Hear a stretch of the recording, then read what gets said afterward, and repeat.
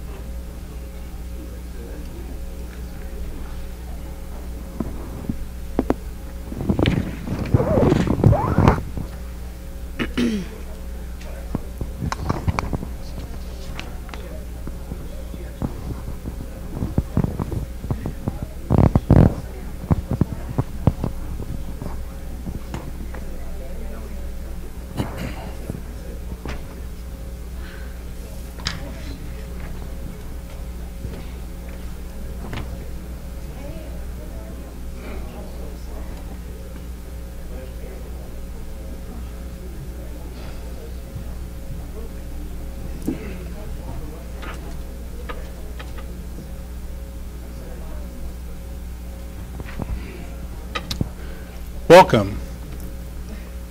I want to welcome you to tonight's forum for the Jefferson City Ward 5 City Council candidates. I'm Gary Castor, Managing Editor of the Jefferson City News Tribune. I'll be joined with Rebecca Martin, News Tribune City Editor, as co-moderators of this forum. To begin, I'd like for us to stand, though, and say the Pledge of Allegiance.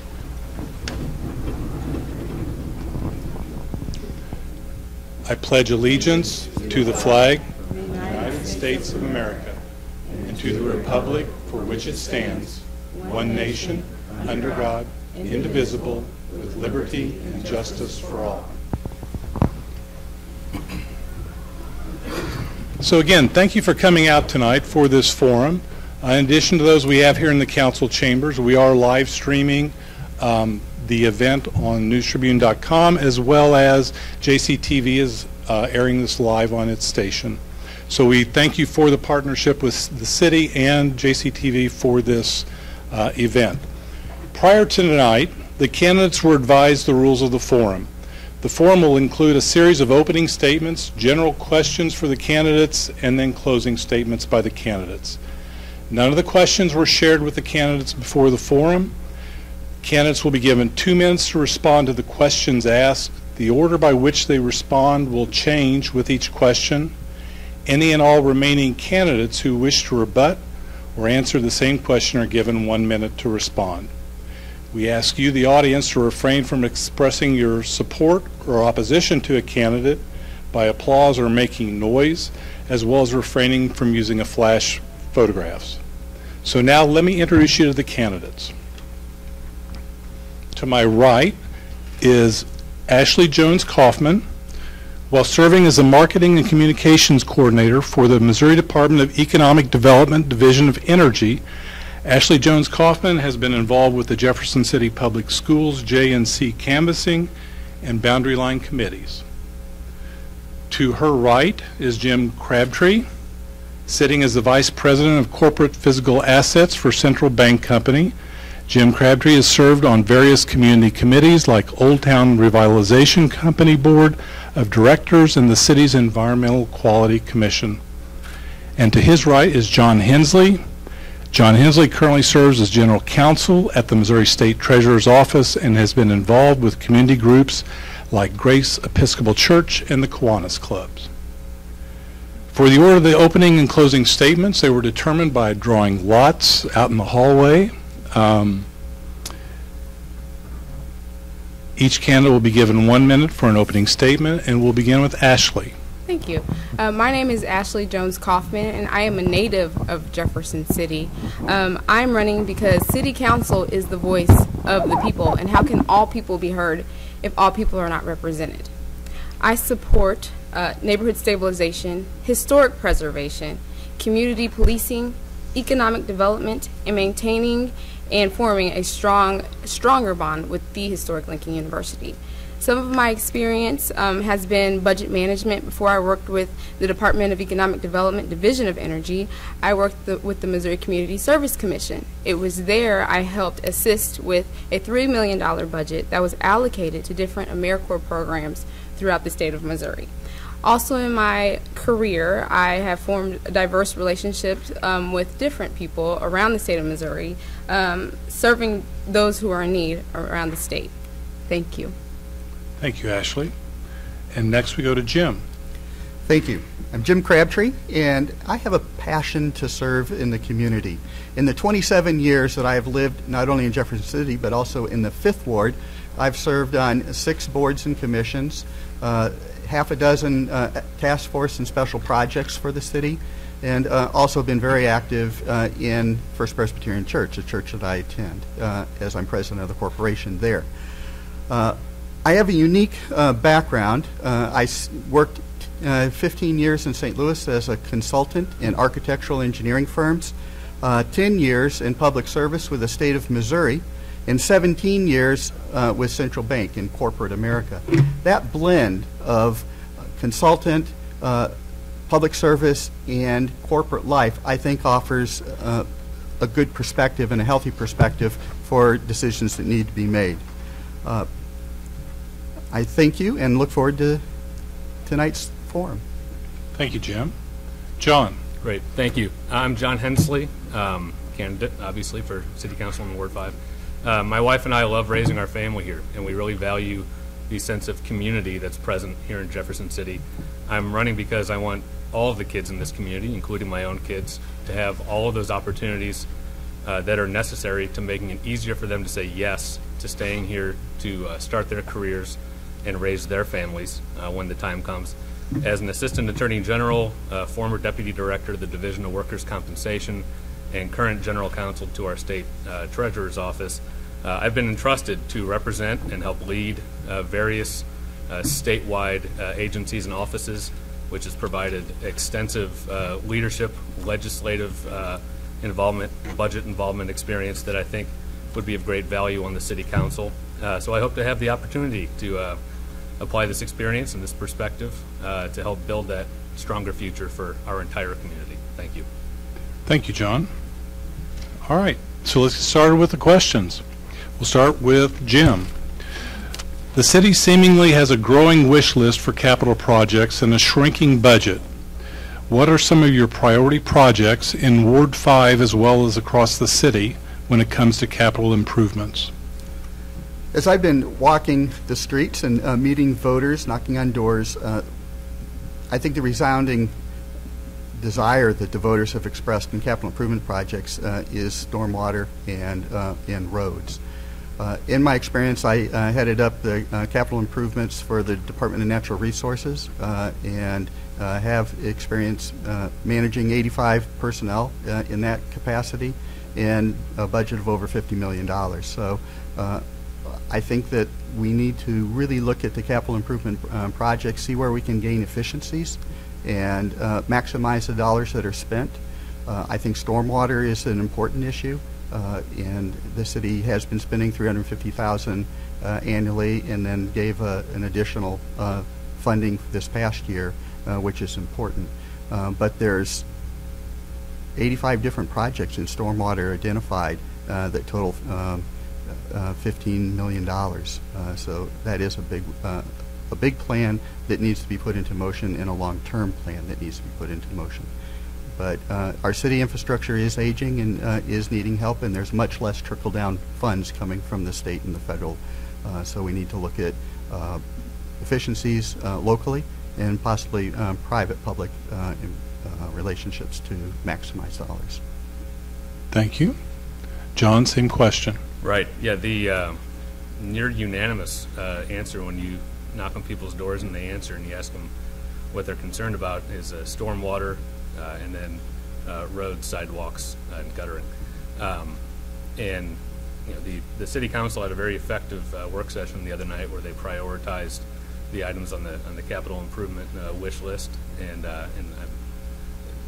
results of that meeting, I think, are very promising. For stormwater, though, it's, there may be hundreds of individual projects, but I think that the only way really to solve our problem regarding stormwater is an entire system replacement, which my understanding is that's about a $40 to $50 million concern, which is, I'm not great at math, that's going to take us a while to reach a few $100,000 at a time. So I think the small utility route is probably the most feasible means of getting there on stormwater. And on roads, there's been plenty of road and sidewalk work done in other parts of town. I know that our neighbors in the 5th Ward are excited for some of that capital improvement sales tax money to be spent on our roads and our sidewalks. All right, thank you. Thank you. Ashley. Yes, same. Stormwater is important. I know we have an aging infrastructure, and it's something that needs to be addressed. I think, speaking of my street, I suffer from stormwater in my home, but speaking with my city council person, we also had our roads improved on Roland Street, which was nice. So I know the city has a shrinking budget, and other creative avenues will have to be taken in order to supplement for stormwater in people's homes. All right, thank you. All right, the next question will start with John. The city is facing a tight upcoming budget year when it comes to funding. What should the city do to address this budget challenge? Well, let's see. I think the other night was a good example of how to start.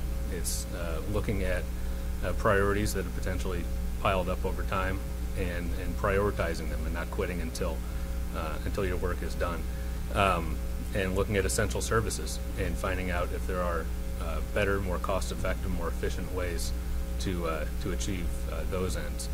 Yeah, I think those are your two basic tools for pretty much any budget overview: priorities, efficiencies, and better ways of doing things.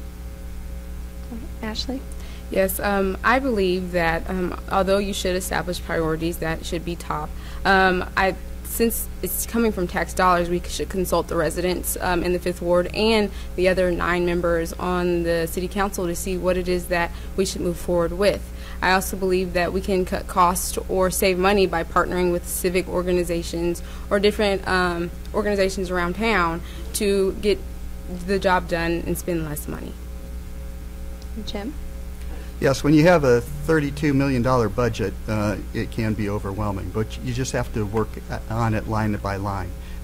Working in a bank, you learn to do that very, very well. 53% of the budget is personnel, so we really need to assess each and every department, whether it's right-sized and whether the pay is fair and equitable. We also need to work together as a whole council and determine the priorities. What are the overriding goals that the city needs to achieve, and how do we best do that? And does the budget exemplify those goals? And then the feedback mechanisms that we get from the voters need to be used to determine that the goals are in line and that the budget is reflecting those goals and objectives. All right. Next question. You've all referenced stormwater, so we're going to get into the weeds here a little bit with stormwater. Stormwater has been a huge issue in the city for years, causing floods which damage and destroy personal property and damaging city roads. The council's discussed but declined to pursue a ballot issue to confront the issue on a large scale. The council's recently begun channeling money to confront the stormwater issue on a smaller annual scale. How would you, as a council person, go about addressing the city's stormwater issue, and what do you see as obstacles to solving the problem? I think that stormwater and addressing the problem is a case-by-case issue. For me, in my house, stormwater was because my house did not have certain things that it should have, like a gutter or a system around it. So we had to install that ourselves. But I think, again, it's a case-by-case issue, and once it's looked at and everyone is conferred with the other 9 members and residents, I think they can move forward from there. Okay. Jim? Well, we're fortunate to live in a riverine community.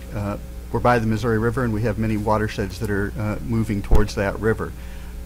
Historically, since the city was founded in 1825, development has occurred along the waterways and along the creeks. Those were modes of transportation.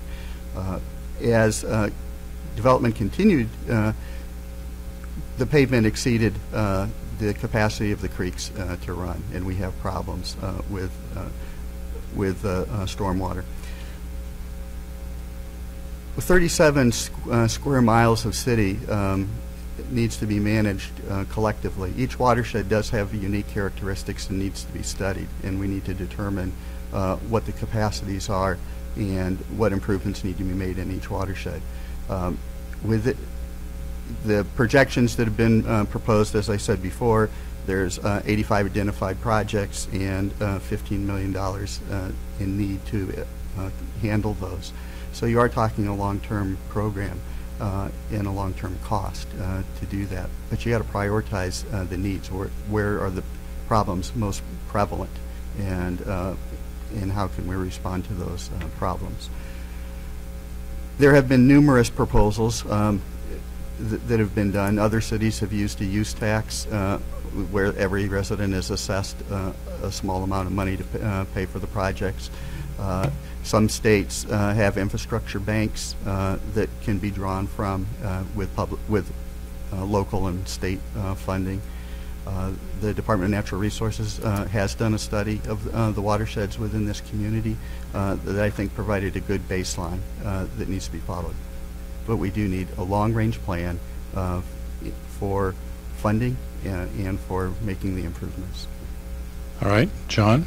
Yeah, stormwater is an enormous problem that affects people's lives, especially in the Fifth Ward. I've seen probably over a dozen homes in my time visiting our neighbors that are being directly impacted by great additional rainfall flowing through their yards now that didn't happen over the last 20 years that they've owned their home, but suddenly because of potentially because of nearby development, it's their basements are being affected, their backyards are being cut through, their fixtures that they've developed in their yards and on their properties are being directly affected.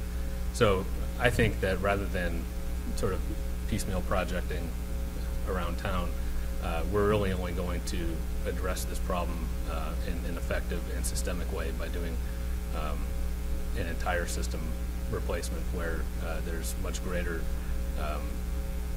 flow volume allowed, where retention basins are used for slow release where it's where possible and where it would be effective, and through the small utility model. To I believe the last part of your question about obstacles that we would face, I would expect that if people view the utility cost applied to their property as a tax, of course no one likes the idea of new taxes. And then my understanding is that when this was explored recently, there would also be a greater cost applied to commercial properties, some of which are owned by nonprofits and churches, not to mention all the state-owned buildings and how we would navigate that issue with the state, attempting to charge them for all the impermeable surface and roofs owned and operated by the state. So those are some of the issues, but I think it's certainly a problem that we have to address for the future of our community. All right, thank you. I have a follow-up question for all three of you. So if you are elected to the Ward 5 council seat, would you pursue a course of what the city is doing now, which small annualized approach to solving stormwater, or would you put an issue on the ballot, a use tax or some other form to address all of it financially at the same time? Ashley? I think that first I would sit down and kind of get familiar with my role and see what the other 9 members have to say, and then move further with further research, of course. Okay. Jim? I don't think the city could afford to do the whole stormwater issue at one time.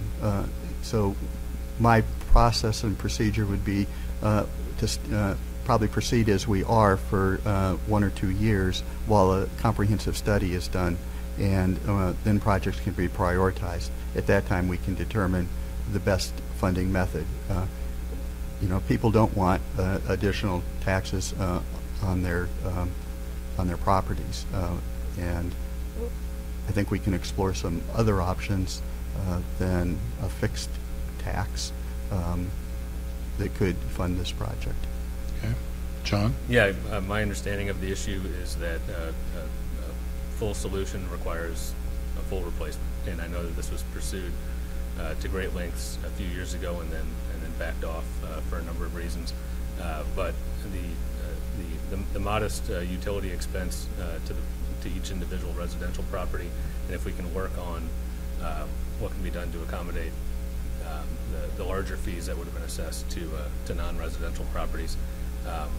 And of course, you're going to be working with the other members of the council, and you're going to be working closely with members of the community to make sure that you're representing their interest. From my personal perspective, given my understanding of having studied this situation somewhat, given the choice between piecemeal Band-Aid projects and an actual solution to the entire problem, I think we should give serious consideration to the latter. All right, thank you. All right, moving on. Several council candidates from Ward 5, as well as other city wards, have said code enforcement is an issue in the city. Some have alleged there needs to be more consistent code enforcement. Do you see code enforcement as an issue in Ward 5 or in the city in general? And can you cite examples and what should be done to address it? We'll start with Jim. That's a good question. And working with the Revitalization Corporation, we have dealt with abandoned buildings, and we have tried to restore them one at a time, and that's a very long, slow process. I think there's over 200 abandoned buildings identified in the city, and they do bring down the property values of the buildings adjacent to them. What we have noticed in the areas where we have provided opportunities for redevelopment of an abandoned building is the properties around them improve, and the neighborhood slowly improves, and that's a domino effect. It's very, very positive. So your basic question, is it a problem in the city? Yes, it is. If you look at Capitol Avenue, one landowner has 29 properties that are not being maintained, and that's an eyesore, and that's really one of the most beautiful streets within the city that sets the sense of place of a capital city, and I do encourage and promote the revitalization of those properties. It's unfortunate it's gotten to a stage where that it is, in terms of being a court action rather than a cooperative action.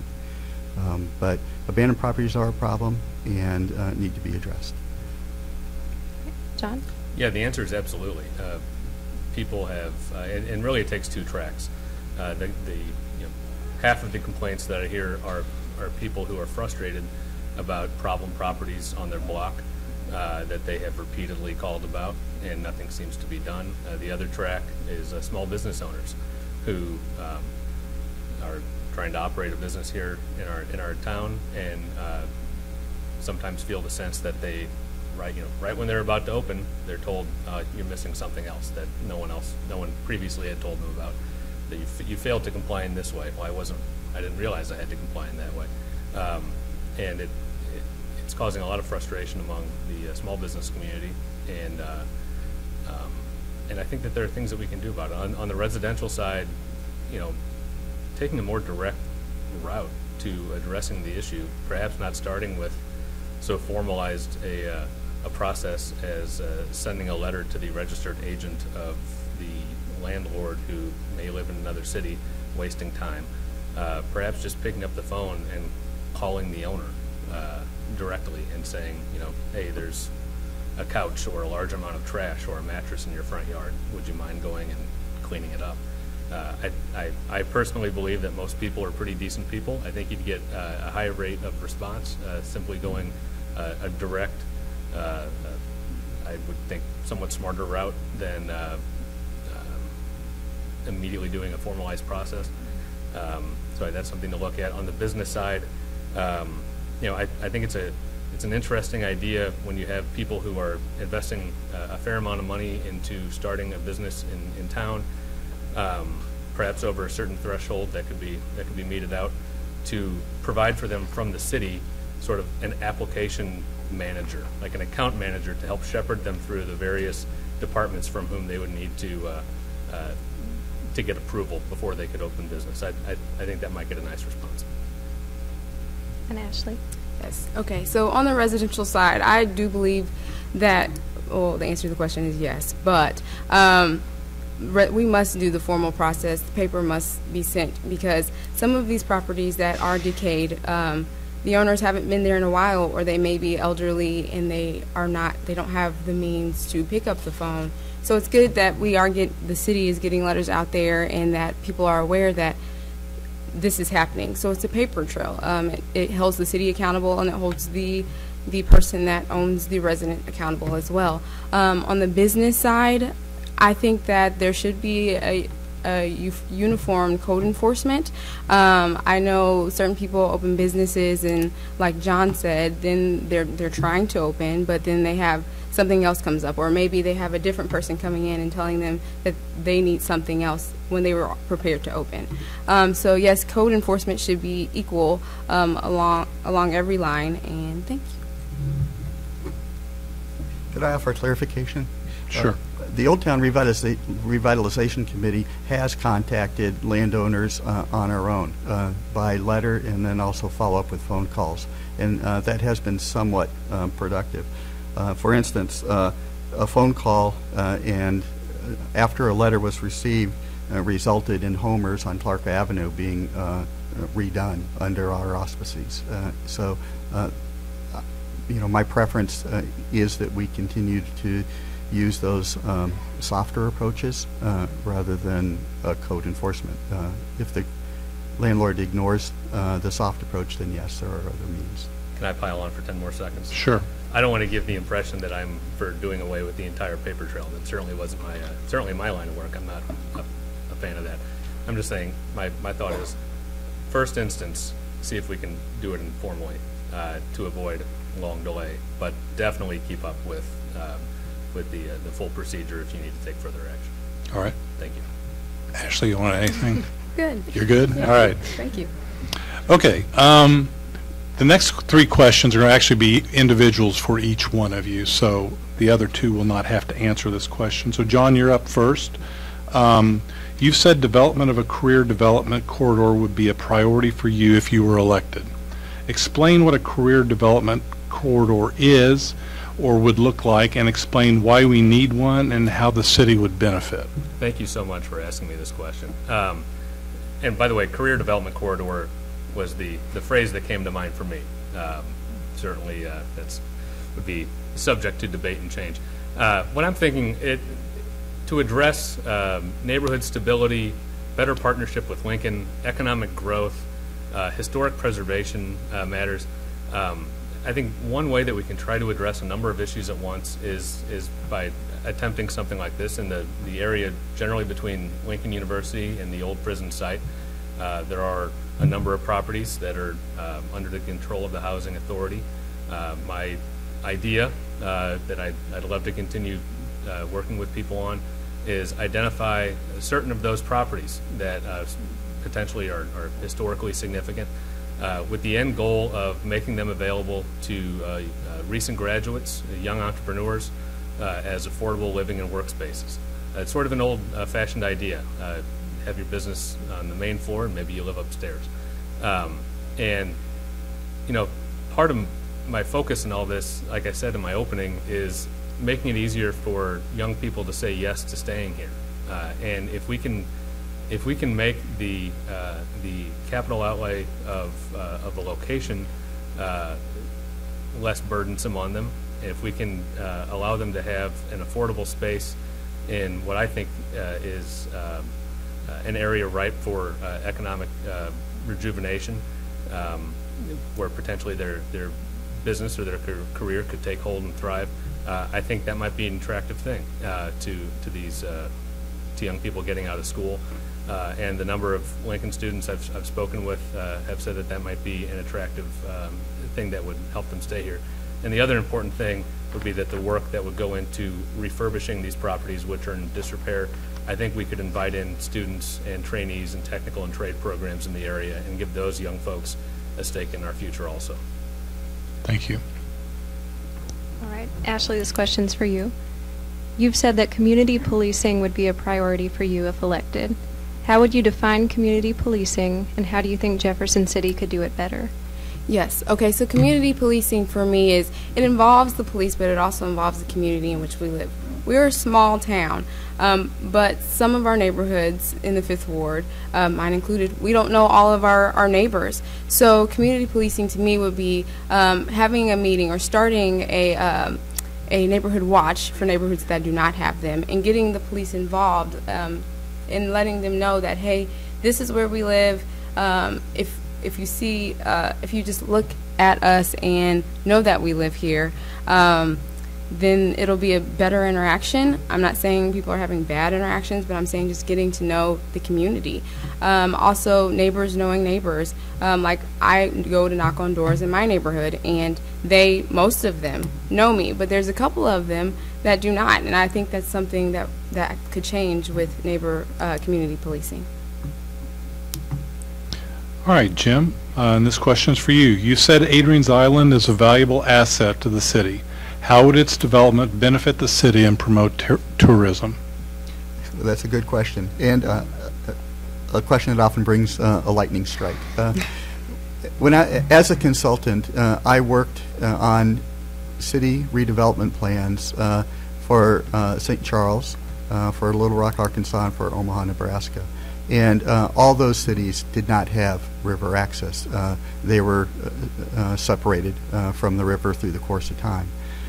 Historically, our view of a river is a place that sewage gets dumped into, and we take drinking water from, but very little action. When I was chair of the Lewis and Clark Commission, we were looking at the use of recreational use of the Missouri River, and from St. Charles, up to the northwest corner of Missouri, and there was very, very little use of recreational use of it. When the Katy Trail got developed, the river became a lot more interesting.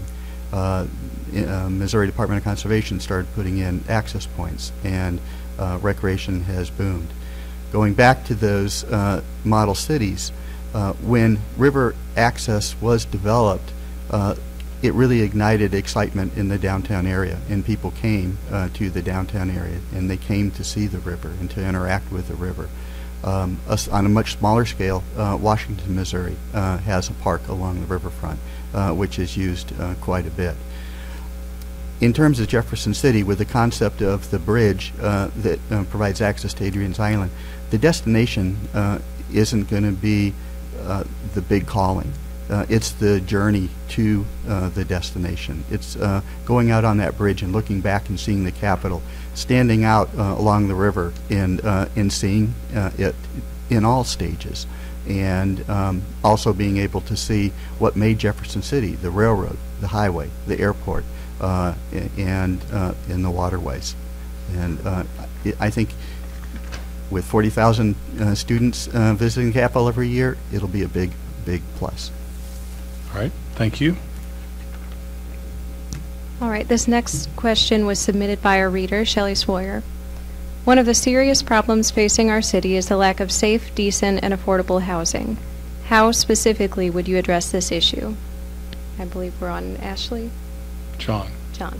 I think I started that last round off with the individual question on the career. I think you're right. I'll take it. I'm sorry, can you repeat the question again? Of course. One of the serious problems facing our city is the lack of safe, decent, and affordable housing. How specifically would you address this issue?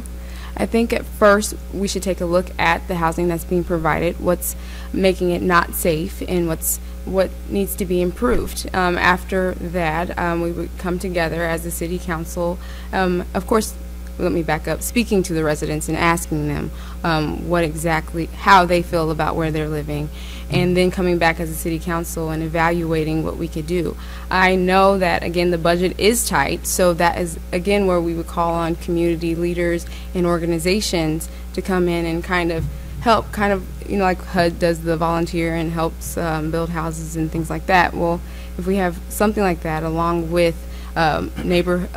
community policing, the police would be aware of the neighborhood and maybe make it feel a little bit safer while we figure out a better solution. Jim? Well, serving as vice chair of the Housing Authority, I dealt with this firsthand, and there is definitely a need. The public housing is at capacity. Section 8 housing is done on a voucher system, and there's probably a 5-year wait for vouchers. So then Shelley is correct, the need is there. How to address it? As we know, HUD is experiencing budget cuts. Most of the funding for public housing or low-income housing was supplemented federally. There are also programs where private developers come in and do low-income housing or income-specific housing, and I think that that's something that we ought to look at. We have a lot of people who, are earning minimum wage or a minimal wage, and would like to own or be in good housing, and income-driven housing is an option that should be looked at. A lot of people really shy from Section 8 housing, so this is very different from that, and something that I think might be sellable. John? Yeah, and I think we need to be realistic that it'll be very, very difficult for us to create better opportunities with simply going through federal and state funded options for this, and we need to be creative at the local level. One, I think, interesting avenue is there are groups in this community, including in the 5th Ward, that are doing great work uniting families in need with willing landlords, and these private groups are finding suitable homes for families and making it possible for them to sort of step into an affordable living situation with a willing landlord, while also uniting the families with life and career and nutrition training and information. It's sort of a holistic approach that I think we should support, in addition to the sort of traditional things that we continue to work on. And we need to be creative and find solutions for helping the landlords say yes, to make it more feasible for them to participate, and make it more possible for these community groups to succeed in their missions. All right, Jim. Economic development is the engine that drives the city's growth. How do you think the city has performed in this area, and what do you think it should do differently to encourage business growth, both new and existing, in the future? Very good question. Everybody wants economic development, and everyone sees it as an asset, but it is a complicated process. We have been rather successful in economic growth in terms of bringing new businesses into Jefferson City and new employers. Most of that has been in the manufacturing arena. That's because we've had manufacturing businesses close and displace workers. New ones come in and we capture those workers. So then the question is, how do we move beyond that cycle? How do we attract new business? And it really becomes a labor force issue. As a consultant, for instance, I did a demographic plan for Toyota Gosai in Perryville, and they look at the demographics, and they also look to make sure there's workers there that will fit the need. So if we want to move into the technology arena, which I think would be very smart, most capital cities are very technology oriented. We have Central Technology Services, which is technology oriented. But then we have to see, do we have the workforce that could take that growth or entice someone to come in and into the city with a new business? And then as a part of that, once we identify the areas that we want to grow, or we want to entice certain types of businesses, we need to talk to Lincoln, talk to Lynn Tech, and see if there's programs that are providing those type of workers, those type of trained people that will help entice someone to come in. And then the third part of it is housing. In order to have economic development and bring in new jobs and new people, you need to have homes to put them in. And I am a bit concerned. This spring, there's less than 300 listings, and normally there's 2.5 times that. So we do need to look at housing. Okay, thank you. John? Yeah, and I've mentioned already my interest in retaining more of the young talent that's raised and educated here. I think that's an attractive, potentially effective way of having more sort of natural population growth and natural business growth. And a lot of it, I think, is adopting an intentional attitude of partnership and can do as a model for city leadership when it comes to working with local people in our community who are attempting to start a business here, and when it comes to attempting to attract business from outside. It's so easy for people, once they're put in a position of authority, to say no because they can. And when you do that too much or for too long, you get the reputation for that, and if it's done too much on a large scale, then the entire region gets a reputation for that. So taking a very intentional approach to being a partner with small business and medium-sized businesses and large corporations that might want to move to town. Yeah, making sure that we have an educated, well-trained, trainable workforce is of course going to make us more attractive to larger operations.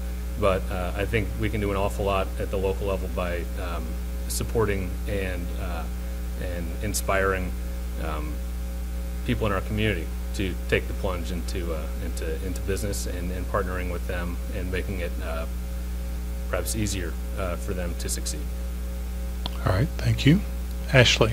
Can you repeat the question for me, please? Sure. Thank you. Economic development is the engine that drives the city's growth. How do you think the city has performed in this area, and what do you think it should do differently to encourage business growth, both new and existing, in the future? Okay, so working with the Department of Economic Development, I did some research on Jefferson City. So in 2017, Jefferson City was ranked 5th best small city to start a business, and that was out of 1,261 cities examined. There were 16 factors: the average growth in number of small businesses, the prevalence of investors, office space, affordability, and corporate tax.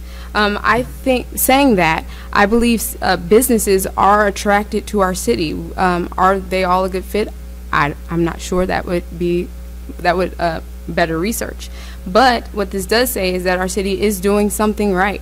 In order to continue, I know that the Chamber of Commerce, they have different postings on their boards about jobs or entrepreneurship for college students, or at me as a returning Jeffersonian. I left and came back. One of the things that were attractive for me, not just that my family was here, was it's affordable to live here. This is one of the cheapest places I've lived in my college career.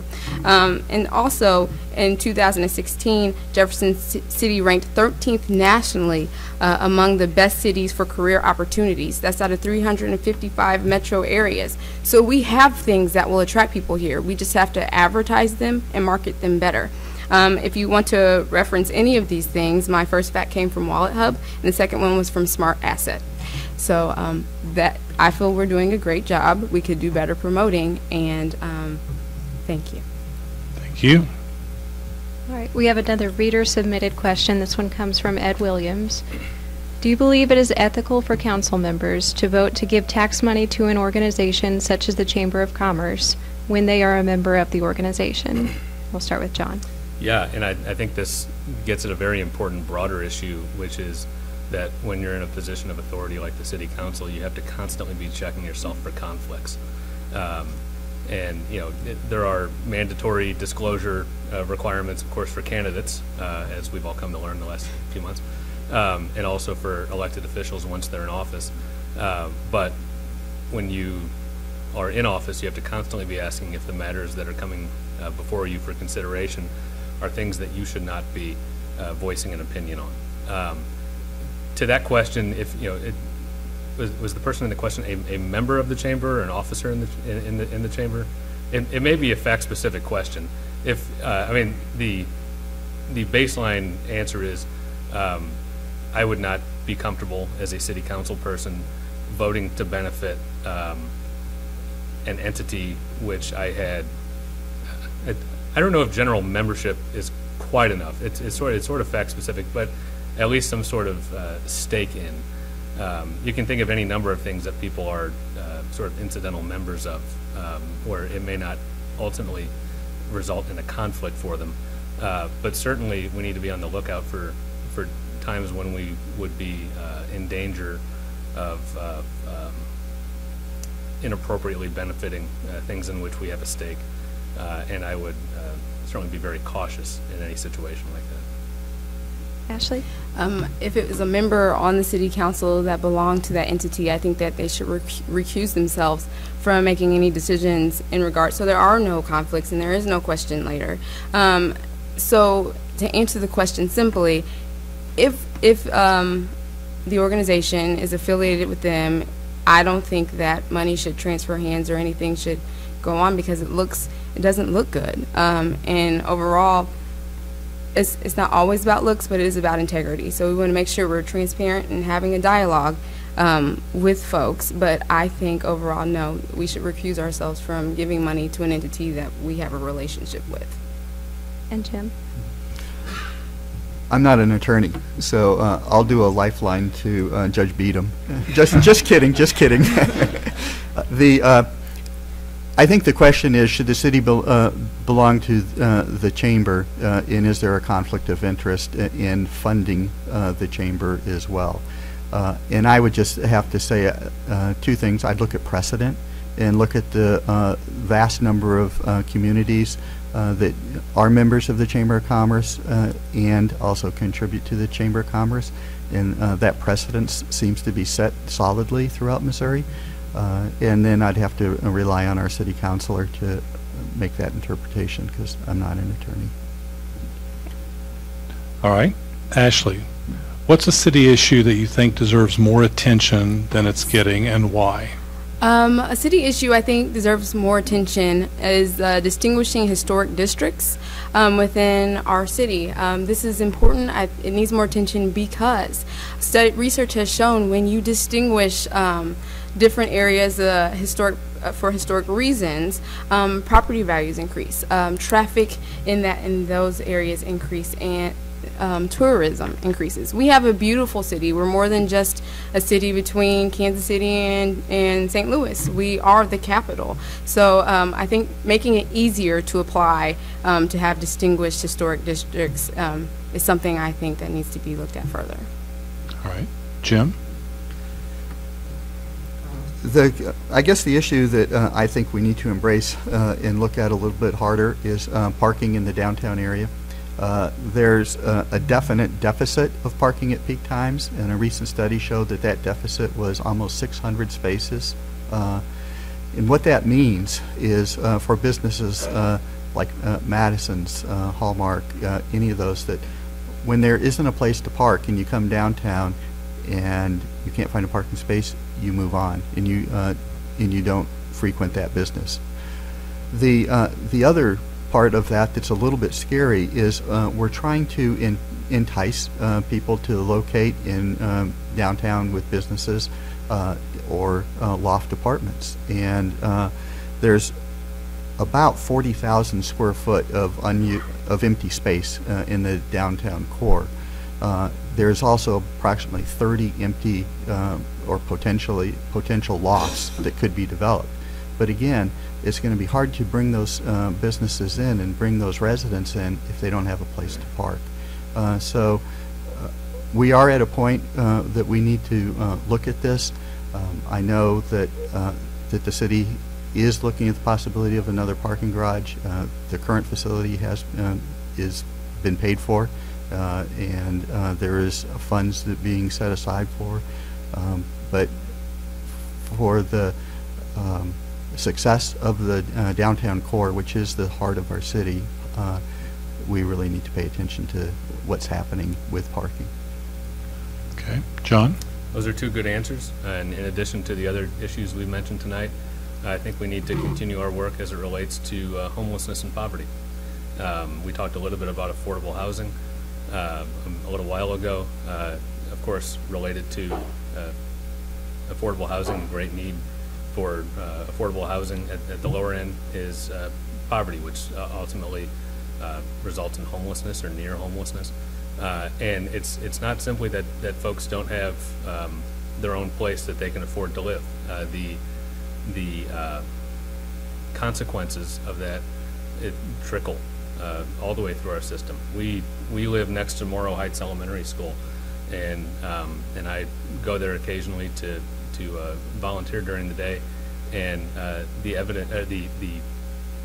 problem is evident in our community. It's kids who walk past our school past our house twice a day, who, when you see them in school, they're also often not dressed for the weather. They're not eating right at home, and it also happens that they're not reading at grade level. They're not doing math at grade level, and oftentimes they also can create behavioral problems in the classroom, and so, which of course affects the entire rest of the learning environment. So I think by really continuing to aggressively address those issues, if we can find greater success, perhaps with additional creative routes for addressing those issues, perhaps like the ones I mentioned a couple questions ago, the benefits would be numerous and varied, not just on the housing side, but throughout our community and even in our schools. Thank you. Thank you. All right. This next question actually starts with Jim and echoes your previous answer. With the extended renovations of the Missouri State Capitol and another parking feasibility study underway, the issue of downtown parking, or the lack of it, has once again surfaced. Do you think downtown Jefferson City has sufficient parking? If not, how would you suggest the city address the issue? Do you have anything to add? Yes. Well, no, there is not sufficient parking in the downtown area, and that results in missed opportunities for the businesses located downtown. During session, the parking garage is full, and there's a sign up, sorry you can't come in, 4 days a week for many of the weeks while we are in session. So it definitely is a problem. How to address it? I think that we need to look at another parking structure. You can't make land, and there isn't much opportunity for paved parking. You could do it remote and then rely on transit, to trolley people to their work environments. The state tried that, and it really didn't succeed. So my recommendation is we look at public and private partnerships. The land is privately owned, and see what can be developed for expanding the parking in the downtown core. John? Yeah, working across the street from the Capitol, as they were putting all the fences and scaffolding up, you could sense this dread spreading across the entire 65102, I think, over their zip code, as an already tight parking situation is going to be made significantly worse, at least for the next couple of years. Yeah, I mean, looking for additional parking structure space is something that we should be doing. I don't know that we would want to specifically build to respond to this particular parking problem at the Capitol, which may only be around for a couple of years, which I say half in jest. But promoting more public transportation use. Jim mentioned the remote site parking, and having people come in, from a remote lot. by bus, I think that's something to look into, but also starting from their homes or the nearest bus stop to their homes is something else. I know Jim has a little bit of experience with taking the bus to work. Sorry, that was a reference to an interview that some people may not have seen. But yeah, so reliance on public transportation to a greater degree, yeah, with so much packed into that tight space down there, and of course, it's correct that we're not able to make more land where it may not exist already. Yeah, options are limited, but public transit, I think, is something we need to lean heavily on. Yes, okay. I work near downtown, and no, there's not adequate parking. I think it's a good idea to try. I would be remiss to say anything. I work for the Division of Energy, so I would like to promote like carpooling or ride sharing, or even other cities have like a bike checkout deal where not only are we encouraging our residents to get a little bit of energy and spend some money, but they're getting exercise as well. So trying to find other avenues of or spaces of parking, I could see it being difficult, and I think that further research needs to be done in order to see what else we can do.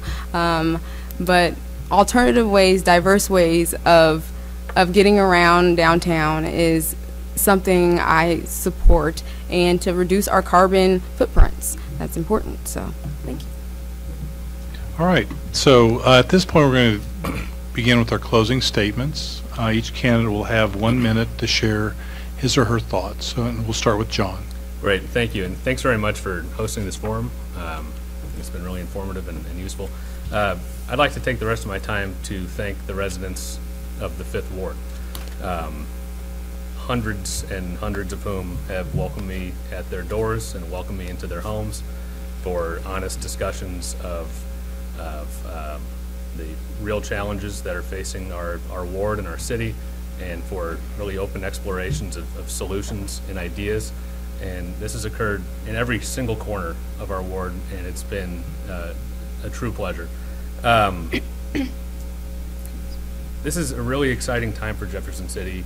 I hope to have the opportunity to apply my experience, my perspective as a person with a career in public service to helping to build that stronger future for our community. I appreciate your consideration, appreciate everybody who showed up tonight and everyone who's watching online or on TV, and hope everyone comes out on April 3rd to vote.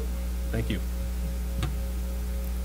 Ashley? Yes, I would like to close by saying I appreciate people coming to my Facebook page and engaging in dialogue of things that we can do to improve our community. A dialogue and transparency is needed in order to step forward and be inclusive and inviting to people outside of our community. I would like to just encourage everyone to vote on April 3rd, no matter who you vote for. This is your civic duty. This is what we're here for, is to vote. But in light of everything else, I'd like to just say thank you all for inviting me, and I'm respectfully asking for your vote on April 3rd. Thank you. Thank you. Jim? Well, again, thank you. It's certainly been a journey. I haven't run for office before, and it's a very interesting experience, but the best part of it is meeting the people, and as you knock on doors, and how welcoming they are. I do have a passion for public service and community service, and I'm hoping I can extend that through an elected office. The 5th Ward is a wonderful, wonderful place to live, and I chose to live there. I've had opportunities where I could have moved away and didn't. It's just a great place to be, and I'd like to continue improving the 5th Ward and serving the residents of the 5th Ward, all the residents, with honor and with integrity. I do have experience and that I think would benefit the council. I offer vision, and vision from a design perspective is more listening and then being able to develop a plan from what you're hearing and execute that plan with success. And working for a bank, I have transparency and accountability that I'll bring to this office. So, again, I'd appreciate your vote and support. Thank you. Thank you. On behalf of the News Tribune, I'd like to thank each of you for participating in the forum and would encourage all voters to come out on this election and vote.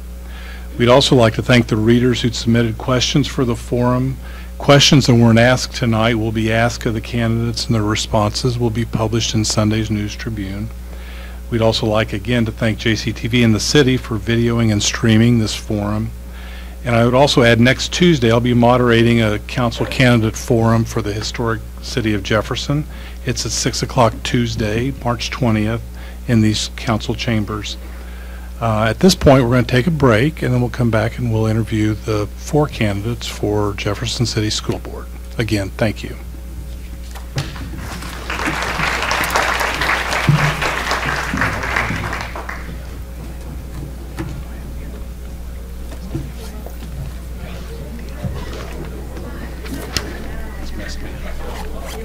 Oh, thank you.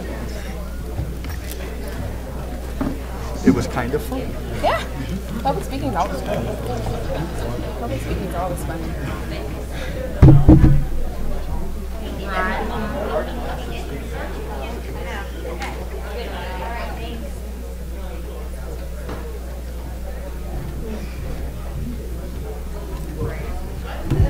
That's one right up there. Two. Two. Want water? I'm gonna fix myself too. Okay. Do you want a second? Oh, that you can have one of those. 3 must be my lucky number. Let me have that. Yeah. 3 must be my lucky number. Yeah. I've been 3 ever since I've been running for office. Yeah, number 11. You want water? Thank you. Are you done with it? I'm done. Oh, okay. Sure. Steve? How are you? Very good. Pam, good seeing you again. Good to see you too. Pam. We've not met. I'm Steve. Hi, it's nice to meet you.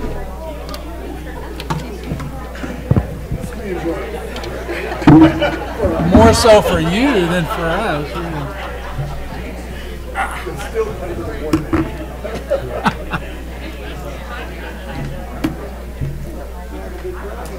We hope so.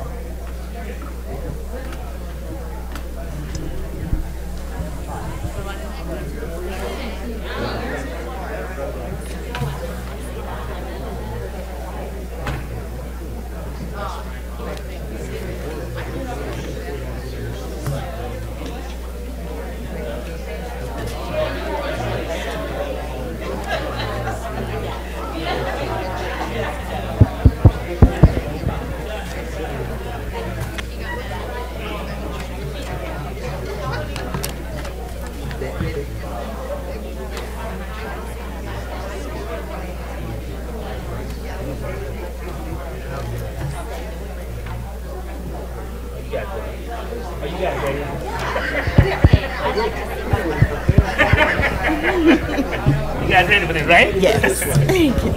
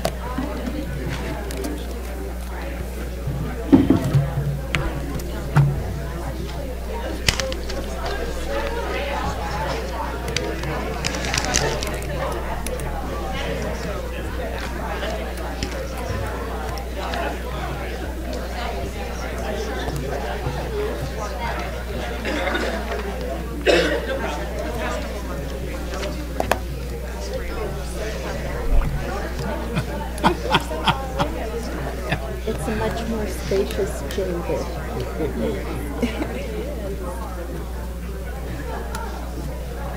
Yeah.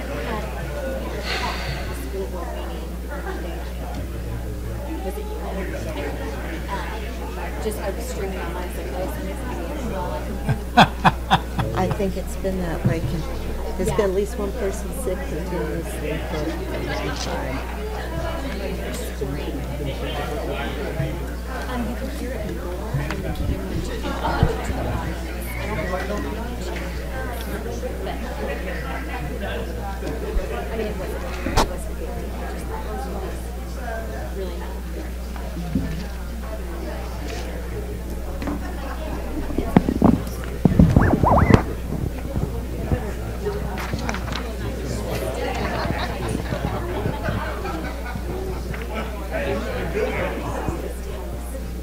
So I think we're going to get started again. If you'd please have a seat.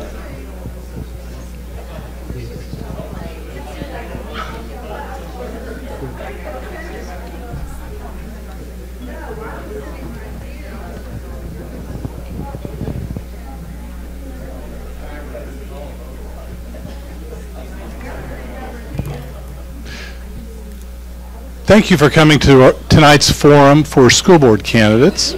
Let me share with you a few of the things that have happened prior to tonight. The candidates were advised of the rules of the forum. The forum will include a series of opening statements, general questions for all the candidates, and then closing statements. None of the questions were shared with the candidates beforehand. They will be given 2 minutes to respond to the questions asked. The order by which they respond will change with each question. Any and all remaining candidates who wish to rebut or answer the same question are given 1 minute to respond. We ask you, the audience, to refrain from expressing your support or opposition to a candidate by applause or making noise during the forum, as well as refraining from using a flash if taking photographs. Now let me introduce you to the candidates for tonight's forum. To my right is Ken Enlow. He's Director of Human Resources and Business Development at Huber and Associates. Next to him is Pam Murray. She's an incumbent school board member and board member of Community Health Center of Central Missouri. She served 1 term on the school board. Next to Pam is Michael Cootie. He's an incumbent school board member and juvenile court administrator at the Pringer Center. He served 1 term on the school board. And next to Michael is Lindsay Rowden, who is a family care specialist at Freeman Mortuary. So at this point, well, let me also mention all 4 candidates have had children or grandchildren attend JCPS buildings, and Enlow and Rowden are themselves JC graduates. For the order of the opening and closing statements, it was determined before the forum by drawing lots. Each candidate will be given 1 minute for an opening statement, and we'll begin with Ken. Good evening. I want to thank you for hosting this. It was kind of a bonus for me because I live in the 5th Ward, so I got to hear the candidates for City Council prior to this, and that was informative, and look forward to, we have some good choices, so that I'm pleased about that. I have been a lifelong resident of Jefferson City, and attended all 12 K through 12 grades in Jefferson City Public Schools, and as you said, I'm a graduate. Both my children graduated from Jefferson City Public Schools, and I now have a grandson. So I have a lifelong connection with Jefferson City Public Schools, and I have a lifelong passion for public education. I've seen that in my own family. My dad served on the school board in the late 70s, early 80s, and my parents were always very passionate about public education, and we grew up with that. So it's kind of a natural thing. As I began to think about considering this, I just took that passion, and I want to communicate that and want to carry that through and merge it with the community service that I've done and bring those together in a position on the board. Thank you. Pam? Thank you. I'm Pam Murray, and I was first elected to the school board in 2015 after serving on the Long Range Facilities Planning Committee that was charged with making a 20-year plan for school facilities. I currently chair the policy committee, and since becoming chair was able to add 2 teachers to participate in that committee. I also serve on the Safety and Security Committee. And during the past 3 years that I've been on the board, student achievement has improved. We have purchased a textbook series for the first time in nearly a decade, and we have a chief of learning. I feel like we're now better poised to continue to improve student achievement than we have been for a long time. And we are also getting more resources to our teachers. Our schools are supported by you, the taxpayer, and April 3rd is your opportunity to have a voice in how schools will operate in the coming years. So thank you. Michael? I am Michael Kuti. I've been here in Jefferson City for a little over 40 years. Again, talk about raising 2 kids. I had a wife who was a teacher, a principal, and now retired. That's why I still work. But I've been around public education all my life. At the current time, I am chair of our Facilities and Safety Committee. I'm on the Budget and Audit Committee. When I ran for school board 3 years ago, one of the things I was running on was wanting to make sure that we had transparency, and that was streaming of our meetings. We have accomplished that, streaming of our meetings. I wanted another area that I was advocating for was for a second high school. We have a new second high school, Capital City High, along with our new renovated high school, which will be completed within the next 3 years. Thank you. Lindsay. Hello, I'm Lindsay Rowden, and I also was raised here in Jefferson City and am a 1998 graduate. I have chosen to raise my 3 kids here in the district. I've got 2 kids that are in Bel Air. I've got a kindergartner, a 4th grader, and then a 7th grader at Thomas Jefferson. I am very proud of the public education that I received here, and we had huge pride in J Pride, Red and Black, from when I grew up here, and I really want that for my own kids. The district is really doing some awesome things right now, and I want to be a part of that momentum. I'm raising my kids with the rest of the families in the district right now, and we're dealing with bullying and increases in depression and anxiety, social media, things like Snapchat and Twitter, things that we haven't had to deal with in the past. I'm raising my kids right now and dealing with those issues, and I think that this is a very important time for me to be a part of the board. Thank you. Thank you. All right, so our first question will go with Pam. What's a local education issue that you think deserves more attention, and why? I think how we spend our resources is a very, very important item. Our school district has a $100 million budget, and that's even before the $130 million bond issue that was approved and the increased levy for operation of the second high school and additional resources. And I think keeping an eye on the fiscal ball is always important to make sure that our budget always aligns with our educational priorities. Okay, thank you. Yes, Michael. What's a local education issue that you think deserves more attention, and why? One of the pillars that we're talking about right now is making sure that we have all kids reading on grade level. That is an area that I think is most important, because if our kids are not reading on grade level when they leave elementary, they start falling behind in our middle school. Behind in middle school, they're going to be 2 or 3 grade levels behind when they get to high school, which causes a snowball effect, causes other issues, which will fall into the realm of juvenile court, where I am, if we don't have that achievement. I truly believe that with the early childhood, getting kids prepared for school, getting kids on a reading level, and I think with the process that we're putting in place, working with our summer school program, kids that are below average in reading, getting them in summer school, making that an expectation, I think is an important area that we need to be striving for and working towards. Thank you. Lindsay? Sure. Well, I think one of the things that's top priority on my list right now to improve the environment is safety and security. I think most of us, that's something that's kind of on our radar right now with all the things that are going on nationally in the news. I want to make sure that both students and teachers feel that they're in the safest place that they can be when they walk into that building. That helps increase improve the educational environment, so to speak.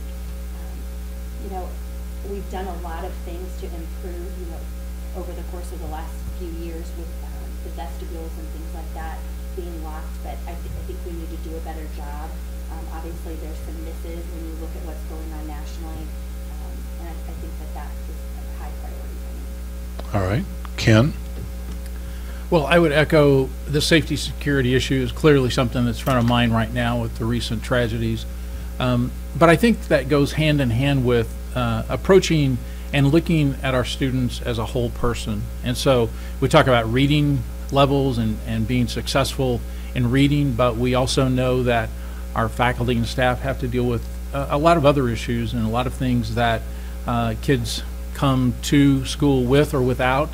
And so I think, my priority would be for us to approach our educational systems by looking at the child as a whole.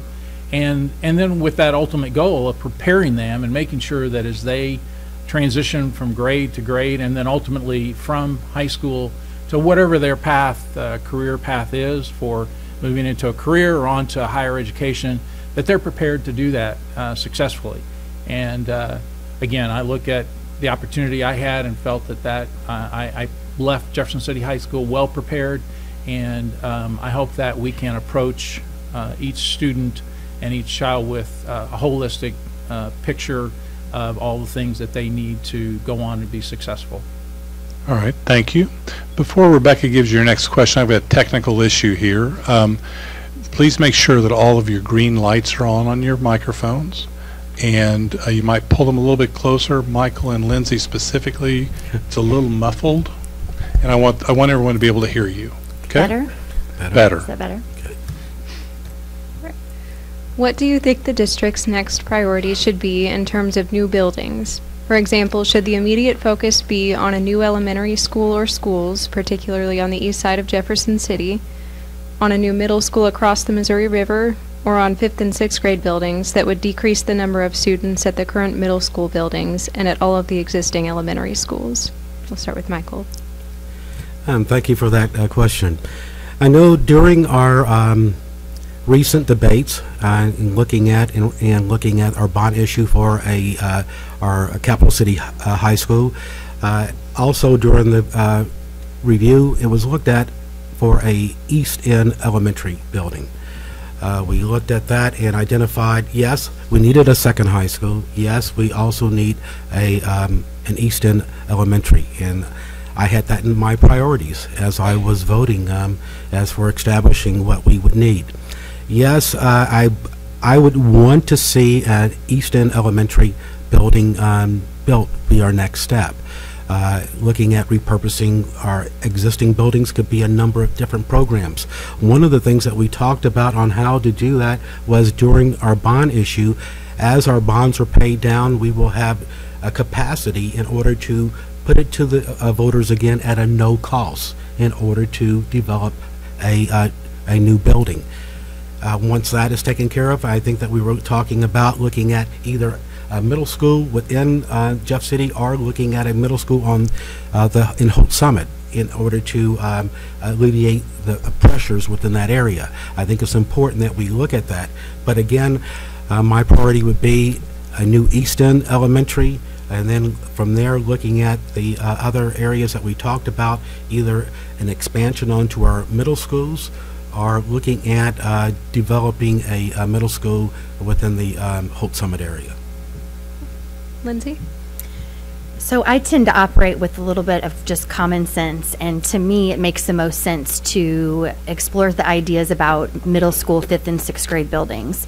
Not only do we already have the land there for those at both Thomas Jefferson and Lewis and Clark, it also first would take care of the overcrowding in the elementary schools. Second would then address the overcrowding that we will be having in the middle schools, and we'll peel some of those kids out, I think that it's definitely a no-brainer on my part. Ken? Yeah, I'm not prepared to say that, we, the number one priority ought to be building an elementary school in the East End. I live in the 5th Ward, again, in that part of town, and so clearly I think we need to look again at the district-wide needs and look at trends in terms of enrollments now, in terms of the younger grades and what that projects out to be in terms of capacity of our middle schools. We clearly have, I'm very pleased, have addressed the issue at the high school, and so our next step, I think, is as a board and as an administration to look across the district and to see where the greatest need is going to be in terms of overcapacity in the facilities, and then determine the best way to address those issues, whether it be middle schools or additional elementary buildings. Pam? Well, I feel that the next elementary school absolutely needs to be on the east side. The district's been buying and selling land on the east side for an elementary school since 1967. There are opportunities for growth on the east end, but it also goes without saying that we need to evaluate where our student population is. Is it at the elementary level? Is it at the middle school level? Currently, both middle schools are over capacity, Thomas Jefferson more so. The Long Range Facility Planning Committee recommended in 2014 putting an elementary school immediately on the east end, adding 10 classrooms to Callaway Hills, and building the second high school. They had in their 5-year recommendation constructing another middle school, perhaps a smaller one in Holt Summit. The Holt Summit area has 15% of our student body approximately. So addressing the middle schools is definitely of concern in the immediate time frame as well, whether it's in Holt Summit or adding on to the existing schools. I would not at this point be in favor of a 5-6 building or buildings. And part of that reasoning is in the boundary line discussions with parents at the various elementary schools, one of the concerns expressed by parents is the number of times their children have to change schools. And each time it is a major adjustment for the children. And certainly when you redistrict, that affects it as well. So right now a 5-6 building would not be in my top 3. Can I comment? Can I comment on that? Actually, we're going to get into the weeds here a little bit on both of them, and you'll have an opportunity then. Perfect, thank you. So this topic resonates greatly with our readers. So the next 2 questions will be coming from readers going deeper onto this subject, so that'll give you an opportunity at that point. So we'll start actually with Lindsay with this question. 2 readers, John Landwehr and Jennifer Taub, asked specific questions about East Elementary School. In essence, the school board and administration pledged to build a new East Elementary School as soon as economics allowed the funding without a tax increase when they went before voters to get the second high school approved. Will you honor that commitment to build a new East Elementary School? Well, because I wasn't a part of that original decision, I think that I would need a little bit more information. From the things that I've read about the volume of kids that are in East Elementary School, it's not one of our more overcrowded schools, from my understanding. So I'm all for building a new elementary school where it's needed, and if that is, if on the east side of town is where it needs to go, I think that that's a great decision. But I would definitely need some more information from either the superintendent or from the Long Range Planning Committee to make that decision. All right. Ken? Again, as I stated before, I believe that we have to look at the needs across the district. And so that may in fact be the greatest need. There may in fact be the greatest need there for an elementary school in that vicinity, in that neighborhood, or that location. I don't have the information that tells me today, right now, that that's absolutely the best solution and the best long-term solution for the district to address the needs that we have and facilities. And so I think it's to say, this happened historically, without the benefit of looking at where we are today facilities-wise and then projecting to the future is irresponsible to say we're going to make decisions based on something that was done or said 10, 15, 20 years ago and ignore the facts today and look into the future. Okay. Pam? Well, I feel that East must be addressed. That can has been kicked down the road again and again. And every time that there is the opportunity to build a school on the East End, the board said, well, we have a greater need here or there or somewhere else. And next time. Well, the next time you have new board members and it just never gets addressed. So I feel that East does need to be addressed, and if we have needs on the West End also, then we should build two. Another possible solution is if you build two elementary schools, perhaps you could take 6th grade out of the middle schools and alleviate that. That's another possibility, but keeping the kids together further. Does that answer? I forgot, then, was there a second part of the question? No. Will you honor the commitment to build an East Elementary School? Yes. Thank you. Michael? I was part of that board, and when we were advocating for a second high school, that was something that we talked about. And yes, I would honor that. And that's why I would like to see my tenure continued for another 3 years to make sure that we are keeping our word. I think that's one of the things that the community wants to make sure that if we're going to make a commitment, we're going to live up to that commitment. They made a commitment by raising their taxes. I think we as a board need to live up to the commitment and living up to what we said we would do, identifying those issues. We've got the land on the East End. We've had that land for a number of years. It does not make sense that we would not use that and identify that area for our next elementary building. And my answer would be yes, I would honor that. Thank you. We have another question submitted by Jennifer Taub. Some believe a new middle school is one of the next larger projects on the horizon for the Jefferson City Public Schools. How do you feel about building another school across the Missouri River on the Callaway County side of the school district? We'll start with Ken. I'm certainly open to that as a consideration. I obviously, when we look at the growth of the community, there's growth in population there. And so, again, we have to look at where the most practical and most fiscally responsible project would be. And so if that, in fact, is a solution for capacity and overcrowding in some of the schools, then that would certainly be something I would entertain a discussion and a consideration of that location. Pam? I would entertain the idea. I think that we would need further numbers on exactly how many students would be taken out of the two current middle schools to serve a new middle school in Holt Summit. And if that would not be practical, then I would consider addressing it on this side of the river. Michael?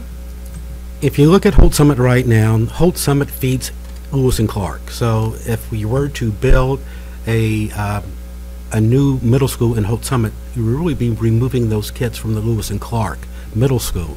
So that would free up some space. But I think I would have to agree with the rest of the panel is looking at what those numbers would be. If the numbers would benefit reducing that crowdedness on the Lewis and Clark, that could at times free up the two middle schools and maybe tinker somewhat with the boundaries between Lewis and Clark and Thomas Jefferson, as long as you keep the population equal, you keep the poverty equal, and ethnicity equal between the two schools. And I think that's something that we're always wanting to make sure that we're maintaining, that we don't have the haves and have-nots. And I think that it could be a possibility, but I'm not saying that that's something I would jump at real quick. But by doing it in Holt Summit, you would alleviate the population at Lewis and Clark, because that's where the kids are going. Lindsay? like the rest of them, I think I would entertain the idea. I think today, when you look at the numbers, I think Pam referenced that there's 15% of our students that are there. That means that there's 85% over here. I would need to see the numbers on what would make the most sense. I would be concerned, though, that pulling those kids, those Holt Summit kids, out of Lewis and Clark is just further separating them from the rest of the group for when they go into high school. So I think that there's some benefit to all those kids staying together so that they can harness those relationships as they go into their high school future. All right. Next question. We'll start with Pam. Michael made reference to the haves and have-not school system, and that's what this question is going to be about. As part of the campaign to pass the 2017 bond issue for the 2 high schools plan, the district assured the public that we would not have a, quote, haves and have-not school system. In essence, the 2 high schools and the middle and elementary schools feeding the 2 high schools would be balanced and equal.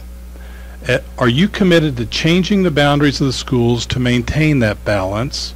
And what percentage of difference and in what areas, such as poverty, test scores, etc., would trigger that shift in boundaries? Well, right now, what is being looked at is having that equity have and have not for the high schools. Our middle schools are pretty equal. However, we have wide disparity in our elementary schools. We have a vast difference, as much as 35% difference on the poverty rate as measured by free and reduced price lunches between some of our schools. It might even be 40%, I think, if you look at the absolute worst and the absolute best. We also have disparity in our test scores. And right now, we are not looking at changing boundaries on the elementary level to correct that. That would be a massive, massive redistricting to look at that. But those haves and have-nots also go into issues of diversity that the district has faced. It goes into whether or not there should be another school on the East End. All these things gather together. And as our boundary line committee is currently looking at the lines, tinkering with some of the elementary school lines in order to have equal high school lines, that committee is currently not looking at racial or ethnic numbers. They are looking solely at poverty. They are not also looking at attendance. So there are so many factors, and I think that if we take them all into account, there'll be a massive redistricting. Okay, but let me circle back. I want to be as specific as possible with this. What percentage of difference for poverty should there be between districts that would qualify as equal? Okay, so that's part of the question. 5, 10%, pick a number. The other aspect of it is what elements, poverty, attendance, grade, or test scores, what should be the determining factors of what constitutes equal if we're going to pursue this goal? Okay. I think the demographer has recommended that you should have a 10% or less imbalanced in free and reduced. And I agree that would be an upper limit. It becomes a little more difficult. One of the things that came up in the diversity meetings that the community held last fall was that our community has separated into pockets. We have pockets of poverty. We have pockets regarding race, although that is not as much as it was. We also have national origin pockets. It's hard to have both neighborhood schools and equity that is complete, but I think a 10% guideline is what we should strive for, no more than a 10% difference on those factors. And I think that applies also with the test scores. We have got to address those, whether by continuing our current literacy efforts and realigning our curriculum. Those are all things we're doing, but we have got to get better at it so that all our schools are performing at a good level and our students are either proficient or advanced. Okay, thank you. Michael, same question. If we look at what is being identified right now as being equal, we're at about 3% between Thomas Jefferson and Lewis and Clark when it comes to poverty. We're right at a 3% difference. For population, we're about 59 between Lewis and Clark and TJ, the way it is right now. I would never go above 5%, because once you start creeping to 10, you're at 12, you're at 13. I think we do not need to go above a 5% in order to have the equity. If we were to add in other factors, I think that we would have to step back and would take a little bit longer in looking at where we go if we're going to take in the test scores as being equal in all areas. Because if you look at our poverty, East Elementary is the highest when it comes to poverty, and then the second largest is Callaway Hills. The lowest is North. So you know, you're going from north to you look at Holt Summit. They go from one of the second highest to the lowest, and then you come into Jeff City, and we have 9 other buildings in the district that we have to look at, from Pioneer Trails is outside the city and the county, and looking at that. If we look at the 2 middle schools, and that's what we've been looking at in order to be the feeder into the capital city and to the Jefferson City, it's pretty equal right now, and based upon those limited factors that we have. If we're going to increase those factors, it's going to take us a little bit longer, and we may not at times get that equity. But I think what we're using as factors right now is pretty good, but we can improve. And just to be specific, those factors are poverty, population. If you look at ethnicity between Lewis and Clark and Thomas Jefferson, we're pretty doggone equal when it comes to the population as it stands right now. All right. Lindsay. So I would have to agree with Michael. I think somewhere at or under the 5% mark is a smart place to try to fall. That's a good goal. I think that if you creep up any higher than that, you allow yourself to slip a little bit. I think that poverty and free and reduced lunch are a really good place to start. This is a big project that the district should have looked at a really long time ago. It's something that I think that we should be looking at and evaluating every 3 to 5 years. I'm not sure what that magic number is, but I'm sure that the demographers probably have a good recommendation. But I think that if you're addressing both poverty and free and reduced lunch, there are also some numbers that coincide with that. The lower test scores, the lower reading scores. So I think that that's a really great place to start, and it'll help pick everything up to grow together. Okay, thank you. Ken. So I would echo what you've also heard.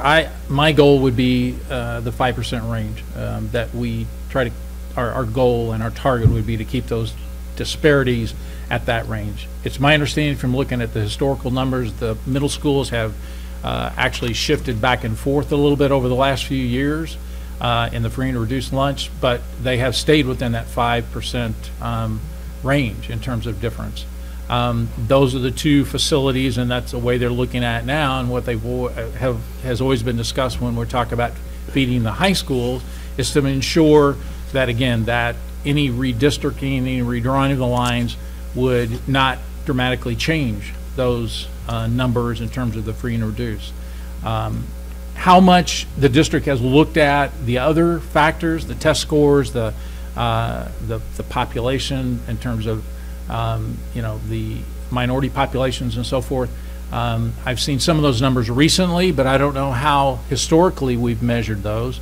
And I think that has to be taken into consideration with the fact that, again, you have 11 elementary buildings, and you don't want to start taking people away from their neighborhoods to simply balance an elementary school in all of the measurements that you might be able to use.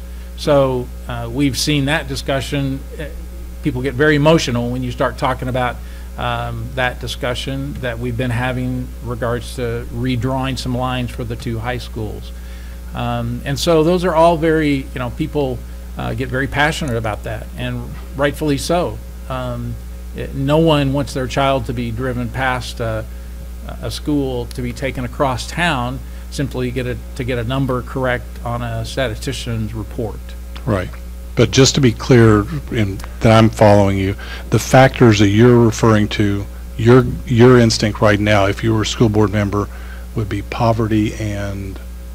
I would want to look at all of the numbers. Again, the poverty level seems to correlate with some of the other factors, but I have not seen the demographers' reports to see what those other components, how those other components play in.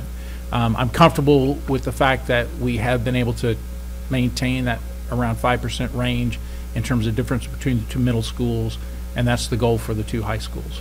Okay. All right, we have another reader-submitted question. This one comes from Cheryl Hibbett. District statistics show disparities between racial and ethnic groups in achievement test scores and in the severity of disciplinary consequences for the same behaviors. What will you do to address these disparities? Michael. That's an area that comes close to heart for me because I'm at the end result of some of those discipline issues because I end up with them at juvenile court. I always said at the very beginning, when you have zero tolerance, you're going to have unintended consequences. You got to be able to look at those issues on a case-by-case basis. Yes, we've got to address discipline. That is, I'm not saying you be soft, but you look at it on a case-by-case. If a kid walks up and it hits another kid behind on the head, and the kid comes back to defend himself, you don't kick them both out for 10 days. You look at the aggressor, the perpetrator. You don't kick them both out. And that is an area I truly believe that we've got to have to look at. At the same time, when you look at the issues around discipline, I think it goes hand in hand with our personnel. Better training, better communication with our staff on an ongoing basis. I've been a big proponent when we talk about where our administration, our building administrators, and our teaching administration should be reflective of the population in which it serves. That is an ongoing thing that I have advocated on an ongoing basis. And I think as we get closer to that balance, it will take care of some issues. Maybe not all issues, but it can have an appreciable effect on some issues. If you look at our elementary buildings, we have, I would say, easily 95% female. We have no male elementary teachers. When I talk about being reflective of the population, folks, I'm looking at it from ethnicity and gender. So I don't want folks to take me out of context, and we've got to look at it from that perspective. We need to have role models in our elementary schools for our kids too, as we move on up the line. Lindsay? Sure. So I couldn't agree with Michael more on addressing situations case by case. Right now I think that we try to look at behavioral issues as black and white, and we try to get those kids to fit in that box. And that's a really tough job. I mean, there's lots of gray in there, and you've got purple and pink, and not everybody is going to fit in that same criteria. I'll use the BIST example for the behavioral program that we're currently using in the middle schools. Some kids just aren't BISTable, and they don't fit in that box. And I think that my 7th grader, my 13-year-old, is absolutely a perfect example of the challenges that we've come up against with that behavioral model this year. So I really think that we need to to be flexible enough to address those things on a case-by-case basis. You know, my household doesn't operate the same as Michael's, and it might not operate the same as yours, and kids are all up against different challenges, and that's affecting their behavior, and you never know what's going on at someone's home. So I think that flexibility is really important. The other thing is open communication between students, their teachers, and their families. You know, letting parents know this at the very second that you've got an issue is really, really important. I know that it's hard. You know, teachers and administrators get busy throughout the day, but it's hard to address something as a parent when you find out about it 2 or 3 days later. So open communication and quick communication, I think, needs to be a priority there. Kim? Would you repeat the question? Sure. Because I'm not sure, I want to make sure I agree with the assumption or the statement that the submission was Fair made. enough. District statistics show disparities between racial and ethnic groups in achievement test scores and in the severity of disciplinary consequences for the same behaviors. What will you do to address these disparities? So I have been attending board meetings since last summer when I first considered running for the board, and I have heard many reports and seen some specific initiatives that the administration has been taking to help address some of these issues. So I believe that that conclusion may be based on some historical, I don't know if it's still based on what's happening today, but obviously any disparity between the way a behavioral problem is handled, if it's based on any difference at all, then that's an issue. And so again, when we look at the children and the students, as I referenced early on, as a holistic approach, I think that we're able to, again, take into consideration. I heard on the news today, Stephen Hawking, the incredibly profound scientist, it was said that when he was in elementary school and even high school, he was not a very good student. It's interesting to hear that and then to see someone who went on to be recognized as a brilliant scientific mind.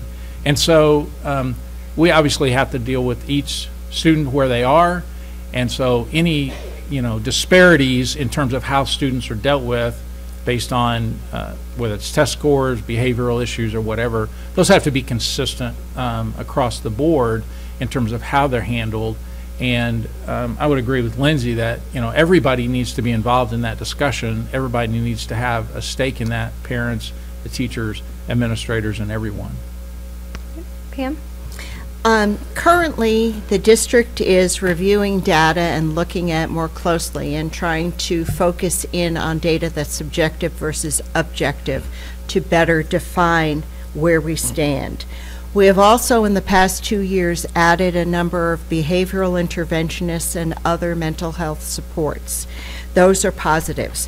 One of the things that we could change is currently when a student is given an out-of-school suspension, they are entitled to a hearing, but that hearing is not scheduled until the last day of the out-of-school suspension, which essentially means if that decision is overturned, they have already lost possibly more than 10% of their school year.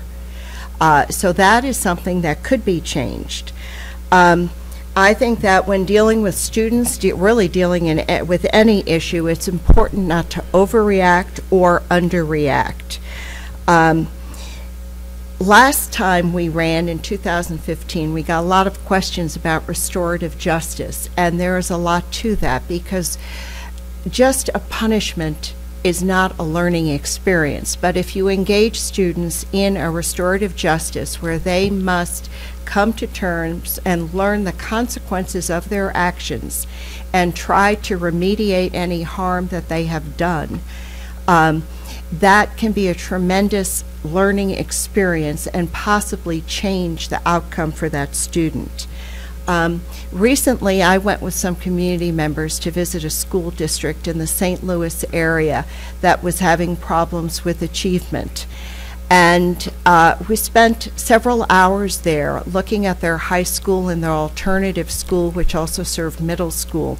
And there were a lot of lessons learned, more than I can use in my remaining few seconds. But there are a lot of things that other organizations are doing, other school districts are doing, that we could at least look at and bounce around our faculty, our parents, and our mental health experts to see if they might help. Thank you. Our next question comes from reader Patsy Johnson. To the incumbents, we'll start with Lindsay. To the incumbents, what contributions have you made as a board member, and what are the benefits of electing you to serve another term? To the challengers, what motivated you to challenge the current board members running for re-election, and what expertise or assets would you bring to the board which current members may lack? Sure. Well, you know, once again, I'm running as a parent. I'm running as a parent with kids in the district today. And so I think that that definitely sets me apart from the rest of the panel. I'm dealing with new challenges and challenges that that weren't around when they raised their kids. And I think that that brings a unique perspective. You know, I'm active in my kids' buildings. I see things that are going on. I have awesome relationships with teachers and administrators. I think that that just really brings a unique perspective for me because I am going through the challenges today. Thank you. Ken? Sure. I obviously think there are some differences between us as individual candidates, and I believe that first of all, the reason I considered running, again, was just a love for this community and the importance of our schools and the health and well-being of our community. I think there's clearly, we heard it referenced with the City Council talking about the importance of education and the whole, you know, quality of life that we have here, and I believe that with all my heart. I've been involved as a volunteer and associated with our public schools for a number of years. From a business perspective, as a business partner, have worked as a volunteer for a number of different aspects of the schools, and been glad to have the opportunity to represent our business community, and again, working together and building bridges between our schools and our business community, which I think is vitally important. I bring almost 30 years of management leadership experience, organizational experience, 13 years in public sector with the state of Missouri Department of Education, and then for the last 20 years as in the private sector, and seeing both sides of that from our business, both public and private, and then organizational leadership. I believe those are unique qualifications and unique experiences that prepare me for helping to lead this organization. Okay, thank you. Pam? I have two grandchildren in the school system now. One is in 7th grade and one is a senior. And I have been truly blessed to have had the opportunity to participate in their education and to visit their schools and their classrooms over the years, over their entire career in our public schools. And it's just been a really positive experience for them, their parents, and for me as well. Some of the things that I have contributed since being on the board have been increasing transparency and accountability. As I've been on the policy committee for 3 years, and increasing teacher participation, well, actually getting teacher participation at the committee level has been, I think, a major accomplishment. It's very important to listen to our teachers and to our students because they are the ones who are actively engaged in education. I have also, as a board member, been able to participate in terms of advisory and approval on changes in our administration that have led to a structure that is more focused on student learning and student achievement. And we are poised, I think, to do very, very good things. The other thing that I have done every single month since I've been on the board is to get out and meet with community groups and individuals within the community to have a dialogue about what's important to the community, the taxpayers, parents, and former educators and current educators as well. And this dialogue has been truly good. And through my website, pammurray.org, I have also been able to communicate and get information from community members as well, so to keep people informed about what the district is doing from my perspective. Thank you. Michael? Okay. There are a number of areas I'm proud of as being a board member. Number one, when it comes to transparency, and that was streaming of our meetings. Took 2.5 years, but we got it. Also being part of the board, we unfortunately last fall we had an issue with some of our students, and not just Jeff City students, with the picture.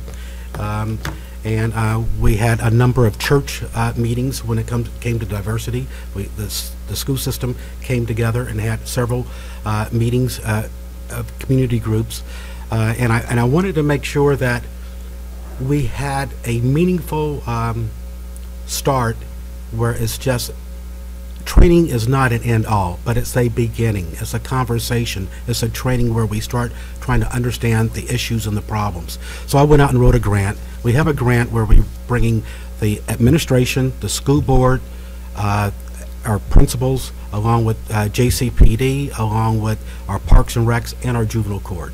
We had our first meeting on March 7th. We're going to be meeting again in July, and then again in mid-August. That is something that we've got to start doing and looking at as a community, as a district. It's not an end all, but it's a beginning. We have to look at what is it that the issues that we have out here. Another area that I saw that was a real deficit, and it was kids that are struggling with reading and math. If you're wanting to have a tutor with a child, they're going to have to be after school. But if you're wanting to have them have a tutor after school, the school bus leaves, so they're not going to be able to get home. So wrote another grant, so we can do up to 20 some odd kids a semester. So I'm working with retired teachers, current teachers, and Lincoln University students in math and reading, and so they do the tutoring at 3 o'clock. At 4:15, we'll have a cap there picking up, taking them home. So just to make sure that we have the resources in order to work with their kids. That's just some of the things that I've been working on. All right, thank you. We're going to do one more question. I'm going to ask each of you to limit your answer to 1 minute. I just love squeezing one more question out of you guys, all right? So bear with me there. So I'm going to blame Rebecca on this. She's got the last question here, but let's limit to a minute, and then we'll have closing statements. Okay. All right.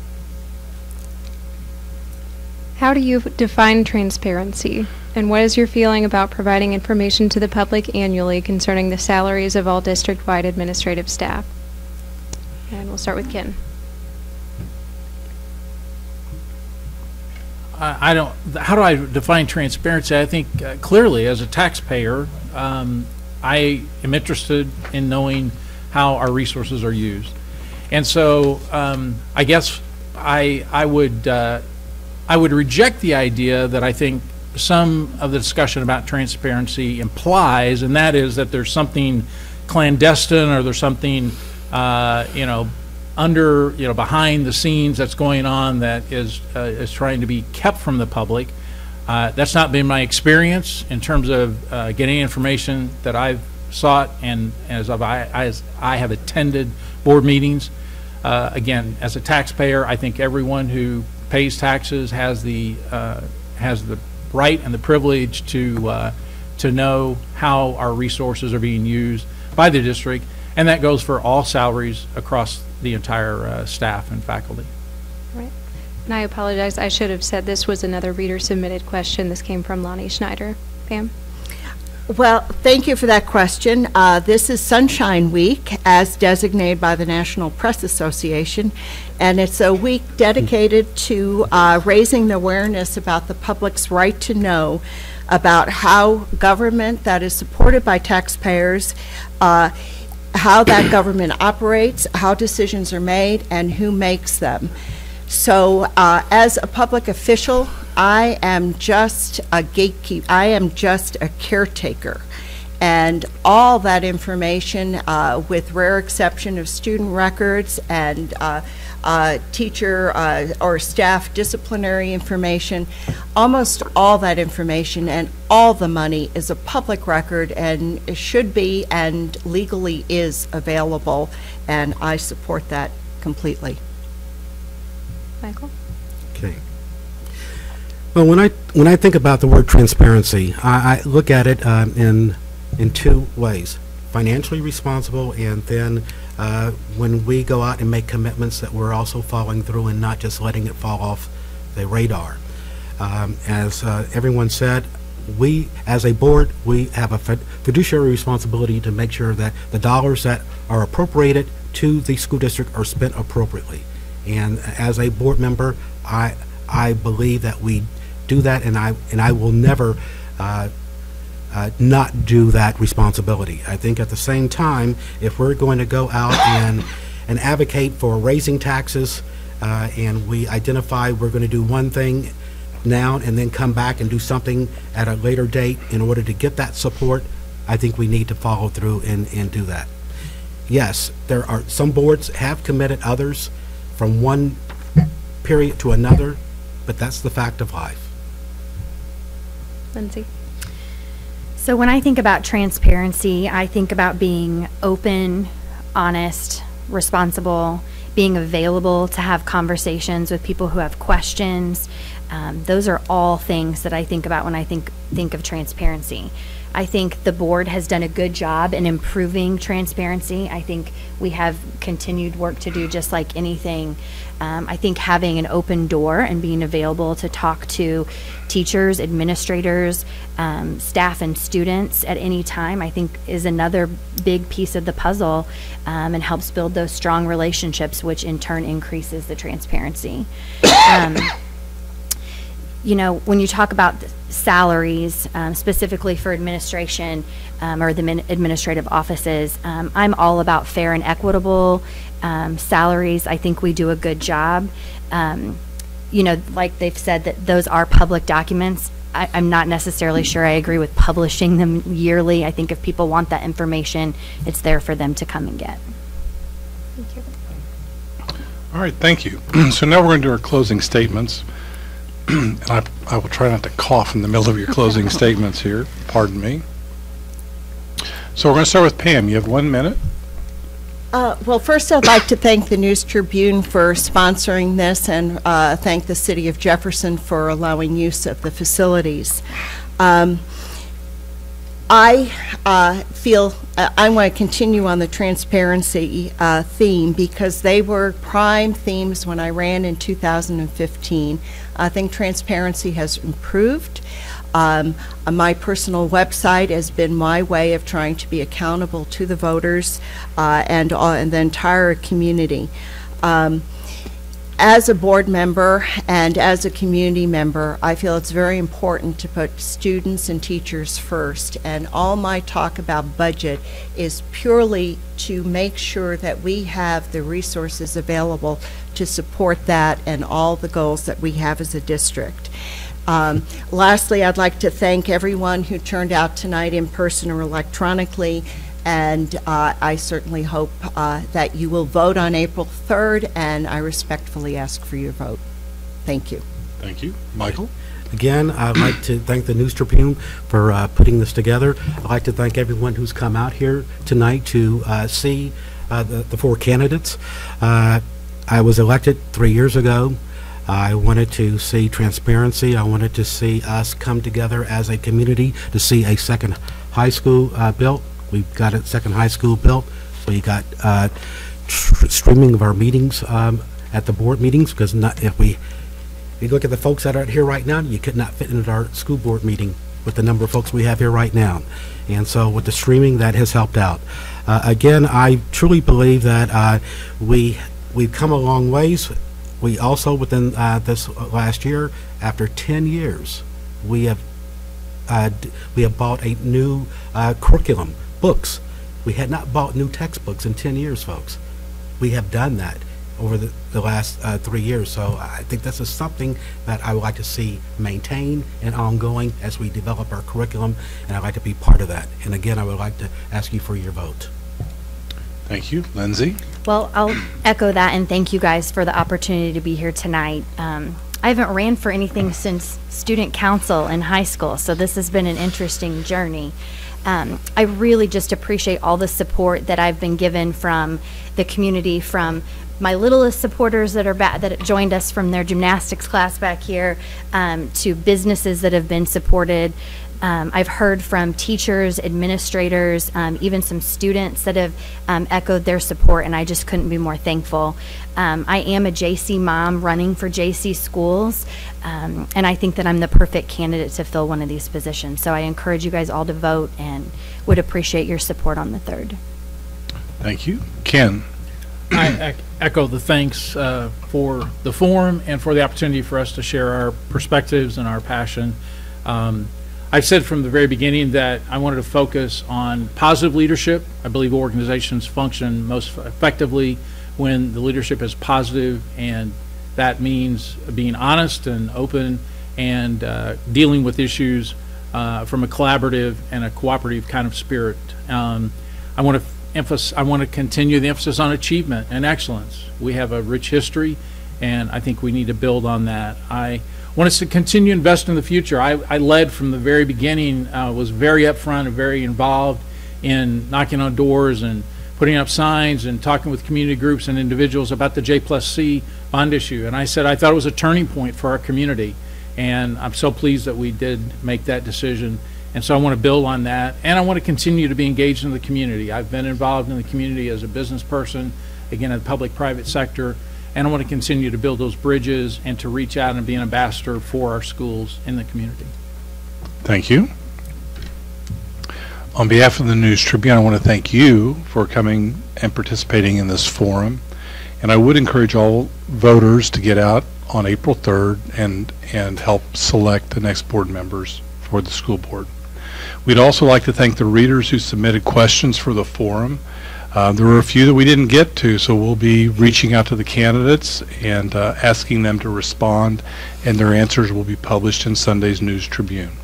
So again, I thank you for coming. I thank JCTV and the city for helping us stream this and get it on TV, and I thank the crowd for being here tonight. Have a good evening.